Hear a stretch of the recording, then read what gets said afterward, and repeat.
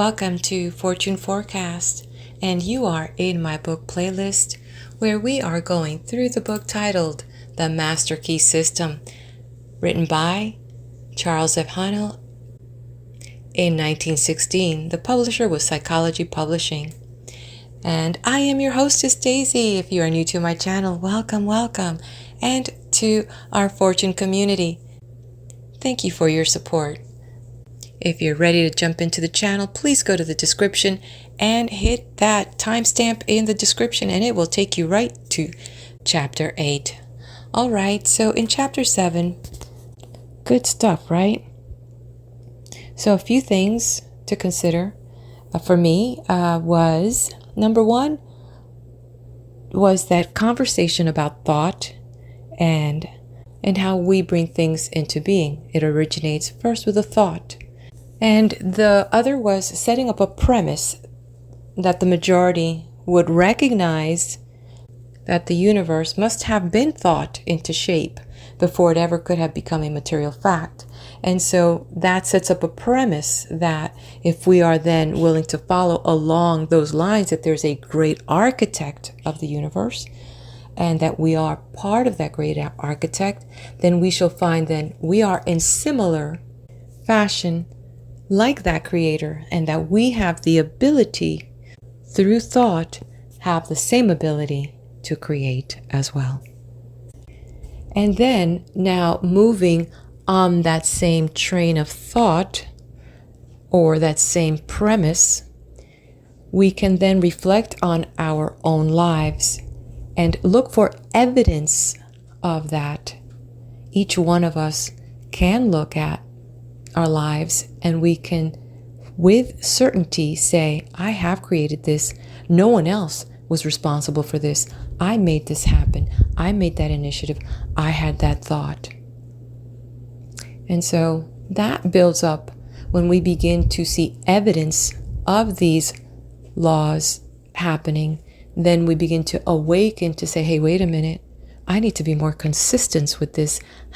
What is that? What is the formula? What is the plan? What is the roadmap?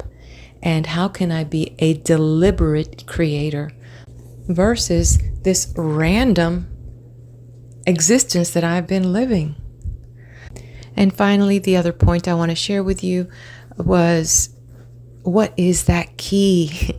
Remember, this is the master key, my dear, when we are talking about let's grab that master key. Let's polish it up.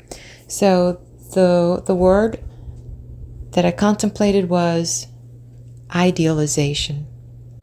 A key component in the process of manifesting.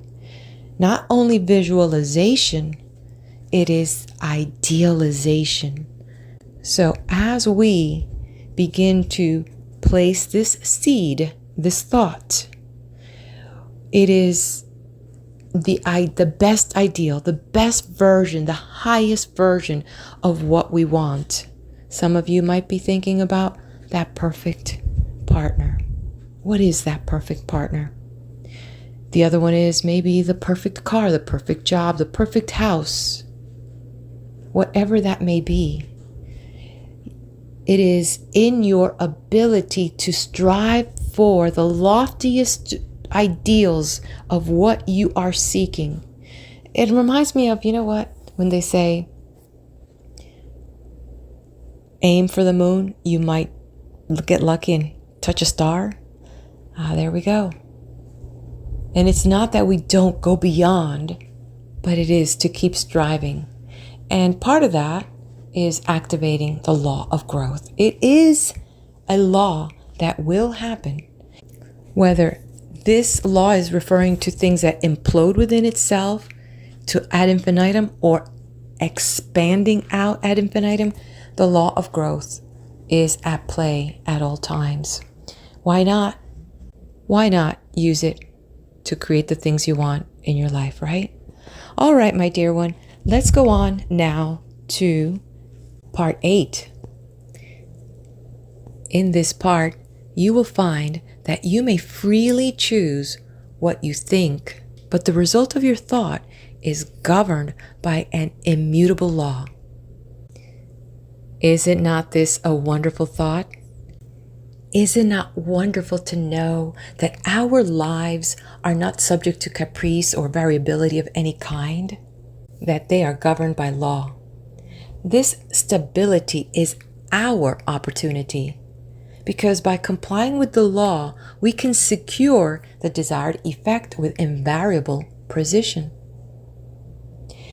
It is the law which makes the universe one grand paean of harmony. If it were not for law, the universe would be a chaos instead of a cosmos. Here, then, is the secret of the origin of both good and evil. This is all the good and evil there ever was or ever will be. Let me illustrate. Thought results in action. If your thought is constructive and harmonious, the result will be good.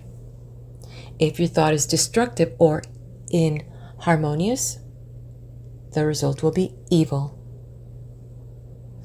There is therefore but one law, one principle, one cause, one source of power, and good and evil are simply words which have been coined to indicate the result of our action, or our compliance or non-compliance with this law.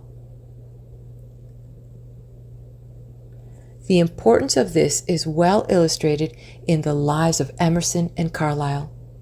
Emerson loved the good, and his life was a symphony of peace and harmony. Carlyle hated the bad, and his life was a record of perpetual discord and inharmony. Here we have two grand men, each intent upon achieving the same ideal. But one makes use of constructive thought and is therefore in harmony with natural law. The other makes use of destructive thought and therefore brings upon himself discord of every kind and character. It is evident, therefore, that we are to hate nothing, not even the bad, because hatred is destructive, and we shall soon find that by entertaining destructive thought, we are sowing the wind, and in turn shall reap the whirlwind. Part 8. 1.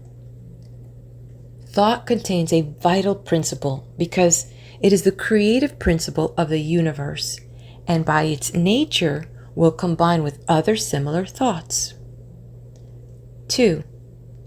As the one purpose of life is growth, all principles underlying existence must contribute to give it effect.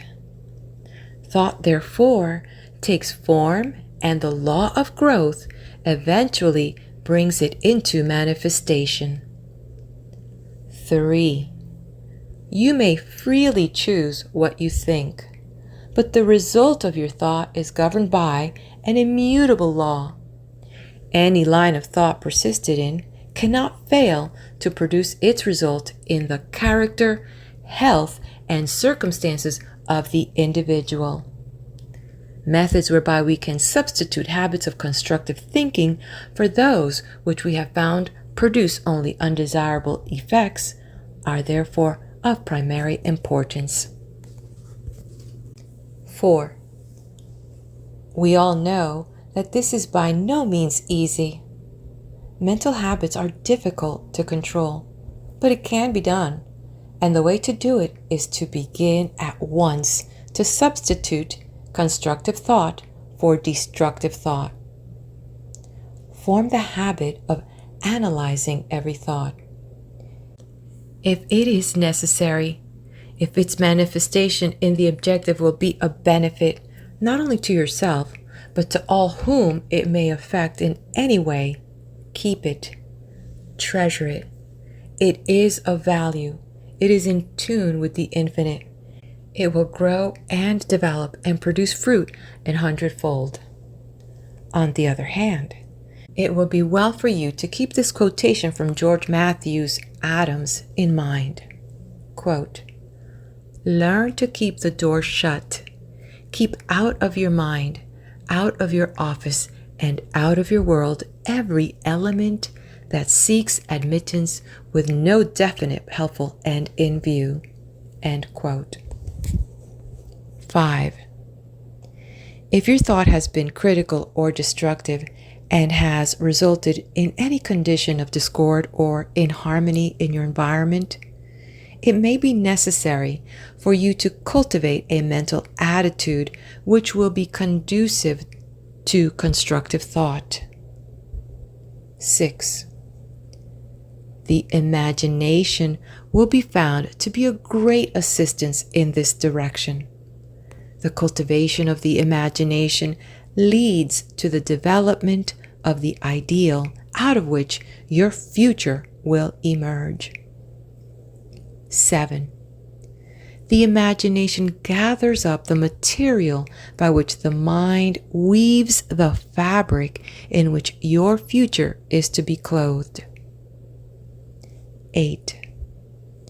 Imagination is the light by which we can penetrate new worlds of thought and experience. 9. Imagination is the mighty instrument by which every discoverer, every inventor opened the way from precedent to experience. Precedent said, "It can't be done." Experience said, "It is done." 10.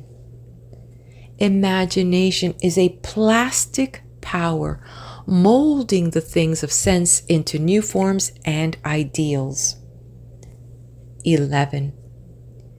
Imagination is the constructive form of thought which must precede every constructive form of action. 12. A builder cannot build a structure of any kind until he has first received the plans from the architect, and the architect must get them from his imagination. 13. The captain of industry cannot build a giant corporation which may coordinate hundreds of smaller corporations and thousands of employees and utilize millions of dollars of capital until he has first created the entire work in his imagination.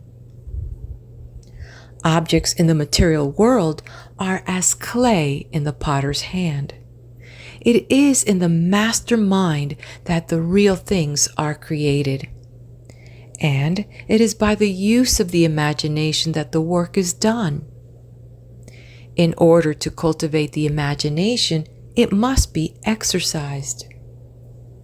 Exercise is necessary to cultivate mental muscle as well as physical muscle.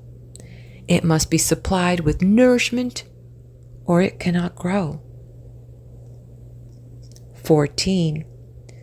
Do not confuse imagination with fancy or that form of daydreaming in which some people like to indulge. Daydreaming is a form of mental dissipation which may lead to mental disaster.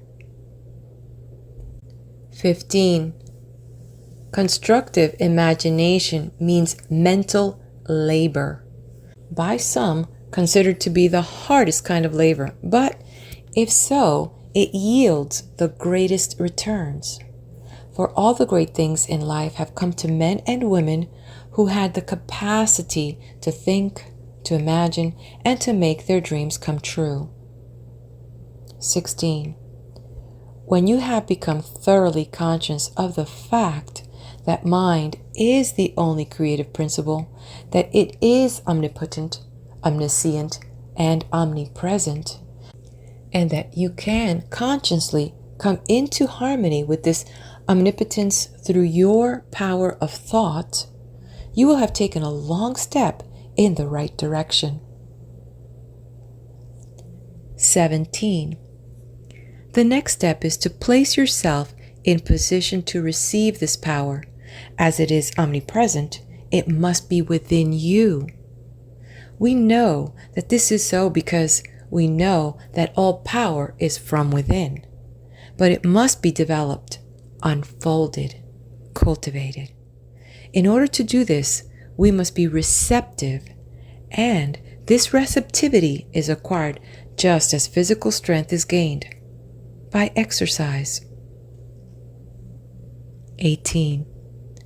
The law of attraction will certainly and unerringly bring to you the conditions, environment, and experiences in life corresponding with your habitual characteristic predominant mental attitude. Not what you think once in a while when you are in church or have just read a good book, but your predominant mental attitude is what counts. 19. You cannot entertain weak, harmful, negative thoughts 10 hours a day and expect to bring about beautiful, strong, and harmonious conditions by 10 minutes of strong, positive, creative thought. 20. Real power comes from within. All power that anybody can possibly use is within man, only waiting to be brought into visibility by his first recognizing it and then affirming it as his, working it into his consciousness until he becomes one with it. 21. People say that they desire abundant life, and so they do. But so many interpret this to mean that if they will exercise their muscles or breathe scientifically, eat certain foods in certain ways, drink so many glasses of water every day of just a certain temperature, keep out of drafts, they will attain the abundant life they seek. The result of such methods is but indifferent. However, when man awakens to the truth and affirms his oneness with all life, he finds that he takes on the clear eye, the elastic step, the vigor of youth. He finds that he has discovered the source of all power. 22. All mistakes are but the mistakes of ignorance. Knowledge, gaining, and consequent power is what determines growth and evolution. The recognition and demonstration of knowledge is what constitutes power, and this power is spiritual power. And this spiritual power is the power which lies at the heart of all things. It is the soul of the universe. 23. This knowledge is the result of man's ability to think. Thought is therefore the germ of man's conscious evolution. When man ceases to advance in his thoughts and ideals, his forces immediately begin to disintegrate, and his countenance gradually registers these changing conditions. 24. Successful men make it their business to hold ideals of the conditions which they wish to realize. They constantly hold in mind the next step necessary to the ideal for which they are striving. Thoughts are the materials with which they build, and the imagination is their mental workshop. Mind is the ever-moving force with which they secure the persons and circumstance necessary to build their success structure, and imagination is the matrix in which all great things are fashioned. 25. If you have been faithful to your ideal, you will hear the call when circumstances are ready to materialize your plans, and results will correspond in the exact ratio of your fidelity to your ideal. The ideal steadily held is what predetermines and attracts the necessary conditions for its fulfillment. 26. It is thus that you may weave a garment of spirit and power into the web of your entire existence. It is thus that you may lead a charmed life and be forever protected from all harm. It is thus that you may become a positive force whereby conditions of opulence and harmony may be attracted to you. 27. This is the leaven which is gradually permeating the general consciousness and is largely responsible for the conditions of unrest, which are everywhere evident. 28. In the last part, you created a mental image. You brought it from the invisible into the visible. This week, I want you to take an object and follow it back to its origination. See of what it really consists. If you do this, you will develop imagination, insight, perception, and sagacity. These come not by the superficial observation of the multitude, but by a keen analytical observation which sees below the surface. 29. It is the few who know that the things which they see are only effects, and understand the causes by which these effects are brought into existence. 30. Take the same position as heretofore and visualize a battleship. See the grim monster floating on the surface of the water. There appears to be no life anywhere about. All is silence. You know that by far the largest part of the vessel is underwater, out of sight. You know that the ship is as large and as heavy as a 20-story skyscraper. You know that there are hundreds of men ready to spring to their appointed task instantly. You know that every department is in charge of able, trained, skilled officials who have proven themselves competent to take charge of this marvelous piece of mechanism.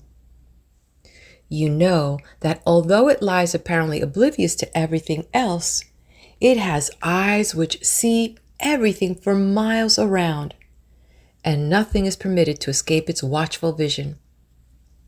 You know that while it appears quiet, submissive, and innocent, it is prepared to hurl a steel projectile weighing thousands of pounds at an enemy many miles away.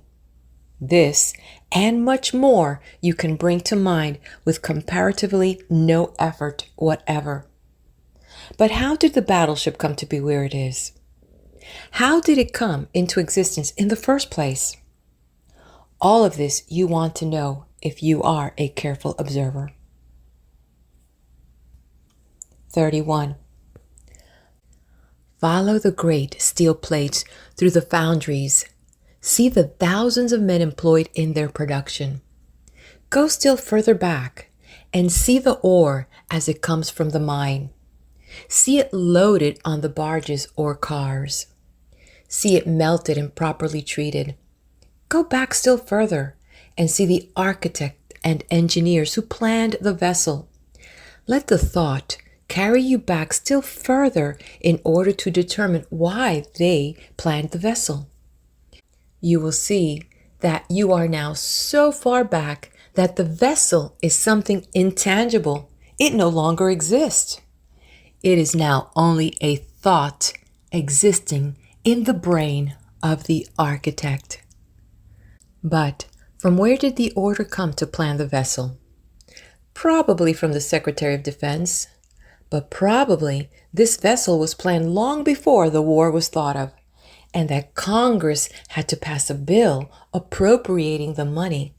Possibly there was opposition and speeches for or against the bill. Whom do these congressmen represent?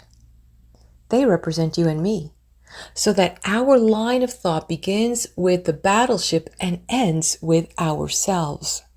And we find in the last analysis that our own thought is responsible for this and many other things, of which we seldom think, and a little further reflection will develop the most important fact of all, and that is, if someone had not discovered the law by which this tremendous mass of steel and iron could be made to float upon the water, instead of immediately going to the bottom, the battleship could have not come into existence at all.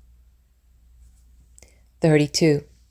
This law is that, quote, the specific gravity of any substance is the weight of any volume of it, compared with an equal volume of water, end quote.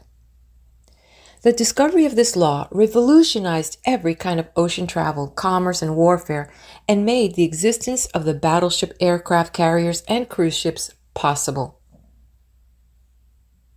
33. You will find exercises of this kind invaluable. When the thought has been trained to look below the surface, everything takes on a different appearance. The insignificant becomes significant. The uninteresting, interesting. The things which we suppose to be of no importance are seen to be the only really vital things in existence. An excerpt from the Sanskrit. Look to this day, for it is life, the very life of life. In its brief course lie all the verities and realities of your existence. The bliss of growth, the glory of action, the splendor of beauty. For yesterday is but a dream, and tomorrow is only a vision. But today, well lived, makes every yesterday a dream of happiness, and every tomorrow a vision of hope. Look well, therefore, to this day. End quote. Questions and answers. 71. What is the imagination? Answer. A form of constructive thought, the light by which we penetrate new worlds of thought and experience. The mighty instrument by which every inventor or discoverer opened the way from precedent to experience. 72. What is the result of imagination? Answer.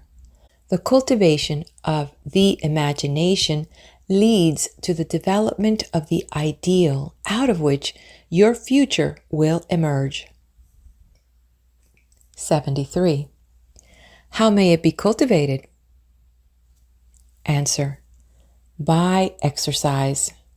It must be supplied with nourishment or it cannot live. 74. How does imagination differ from daydreaming? Answer. Daydreaming is a form of mental dissipation, while imagination is a form of constructive thought which must precede every constructive action. 75. What are mistakes? Answer. The result of ignorance. 76. What is knowledge? Answer. The result of man's ability to think. 77.